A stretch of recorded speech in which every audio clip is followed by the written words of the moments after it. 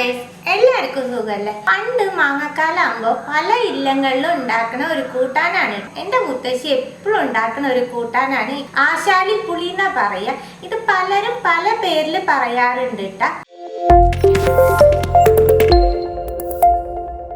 രണ്ട് മാങ്ങ എടുത്തിട്ടുണ്ട്. ഈ തൊലിയോട് കൂടി നമുക്ക് നുറുക്കി കുക്കറിലിടാം. വലിയ പുളി ഇല്ല കേട്ടോ മാങ്ങയ്ക്ക്, ഇന്ന് അത്യാവശ്യം പുളിയുണ്ട്.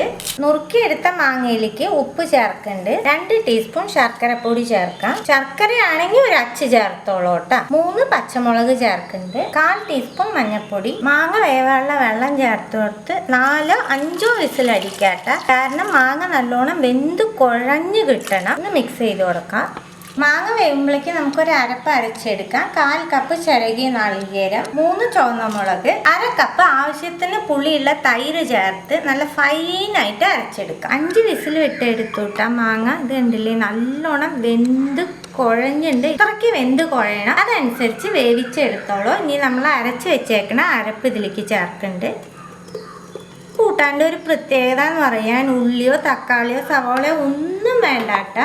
വേറെ 2 മാങ്ങ ഉണ്ടെങ്കിൽ നമുക്ക് അടിപൊളിയായിട്ട് ഒരു കൂട്ടാൻ ഉണ്ടാക്കാൻ പറ്റും. ജാറ് കഴുകി ആ വെള്ളം ചേർക്കുന്നുണ്ട്. എല്ലാം കൂടി ഒന്ന് ഇളക്കി കൊടുക്കുക. നമുക്ക് ഇങ്ങനെ മിക്സ് ചെയ്യുമ്പോൾ അറിയാൻ പറ്റും വെള്ളം വേണോ വേണ്ടേന്ന്. അതനുസരിച്ച് നോക്കിയിട്ട് ചേർത്തോളൂ കേട്ടോ. എനിക്ക് കുറച്ചും കൂടി വെള്ളം വേണം. വിസിലടിച്ച് കുക്കർ തുറക്കുമ്പോൾ ഉണ്ടല്ലോ, ശർക്കരയുടെയും മാങ്ങയുടെയും ഒക്കെ വെന്തിട്ടുള്ള ആ ഒരു മണം അടിപൊളിയായിരിക്കും. ഗ്യാസ് കത്തിച്ച് അടുപ്പത്ത് കൂട്ടാൻ വെച്ച് കൊടുത്തിട്ടുണ്ട്. ഇനി കൂട്ടാൻ തിളയ്ക്കൊന്നും വേണ്ട കേട്ടോ. നല്ലോണം ഒന്ന് പതഞ്ഞ് പൊന്തിയാൽ മതി. അതിന്റെ ശേഷം ഉപ്പ് ഒന്ന് നോക്കിക്കോളൂ. കുറവുണ്ടെങ്കിൽ അപ്പം ചേർക്കാം. കൂട്ടാൻ നല്ലോണം പതയാൻ തുടങ്ങി കൂട്ടാൻ വറുത്തിടാട്ട. പാനിലേക്ക് 1 ടേബിൾ സ്പൂൺ വെളിച്ചെണ്ണ ചേർക്കുന്നുണ്ട്.